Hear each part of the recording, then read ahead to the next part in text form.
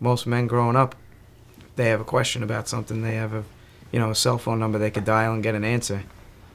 I'm dialing the cell phone number, nobody's picking up. When I decided I was going to get engaged, unfortunately I couldn't ask him in person, so I decided to come up to the cemetery and, just talk to him, see what he had to say, see if I'd get any answers. And I did. I got a lot of answers, all the answers I was looking for. I guess growing up, my whole life, being around the firehouse in Merrick and everything, seeing my father being the chief of the Merrick Fire Department, seeing him go to work all the time, it seemed like something I wanted to do and follow in his footsteps. And as I got older, after September 11th, I knew it was something that, it was a dream that I would always want to do. I was fortunate enough to kind of be in, 10th, 11th, and I was, just finished with my senior year when my father passed away, so I was kind of at that time where I was making decisions of what I wanted to do with the rest of my life before my father passed away. And I would go in and meet my father at work and kind of see what it was all about and stuff, and was planning on taking the next test that was possible. And that's really what I, always wanted to do. I always wanted to be a fireman somewhere in New York City. Just seeing how, firemen reacted, to losing, their brothers, and how firemen reacted, came and, took us, made sure we were taken care of, and, just the whole brotherhood you saw. It was, it was unlike anything else that I've ever seen. And I knew that that was definitely something that I would want to be a part of. When I had first gotten there, I was grabbed, a couple times by, a few of the more senior men in my firehouse, and they told me who to, who to listen to, who not to listen to, and that if I ever needed anything, that to come see them and don't hesitate, and they took care of me. Good example. I've never worked a Father's Day, and I've never worked a September 11th. Yeah. There you go. So there you go. When I first got to the firehouse, I got into the firehouse in the end of August, and my father's golf outing was like maybe 2 weeks after I got into the firehouse, and I was scheduled to work on that day.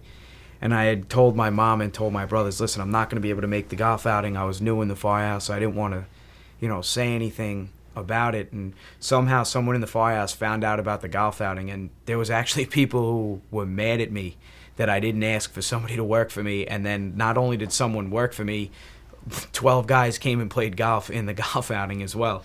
So it was kind of like, I kind of realized then that, this was kind of a tight-knit firehouse, and these were guys who were going to do things to help you out when you needed it. A lot of the things you do, or things that happen, you think, oh, I wonder what it would have been like if Dad was around. It's definitely, it's different. 10 years later, you learn to adjust. Not a day goes by that, I'm sure I could speak for the three of us when I say that we don't think about him, or think about what an amazing guy he is. But we learned how to deal with it. Got to give my mom a lot of credit. I think a lot of families probably would have fell apart. They lost their dad, 3 teenage boys in the house running around like a bunch of psychos, and she held the fort down pretty well. People on the outside looking in, they give us a hard time. How do you do that to your mom? And she worries about you guys every day. But I think she's strong. She knows it's what they wanted to do and what I want to do. And she's accepted it. And she does worry when they go to work and she sees the news about a fireman in the city, but she just sits back and relaxes and hopes for the best also. That's all. We worry about each other. We know my mom worries about us, but there's been a couple of big fires that the two of us have been at, and it's funny how you always get back to your locker afterwards and your cell phone has a message from your two brothers on it to make sure you're okay. We look out for each other and we worry about each other, but we all know that this is something we all want to do. When he found his body, they also found his helmet and his tools, and then we got to receive that stuff.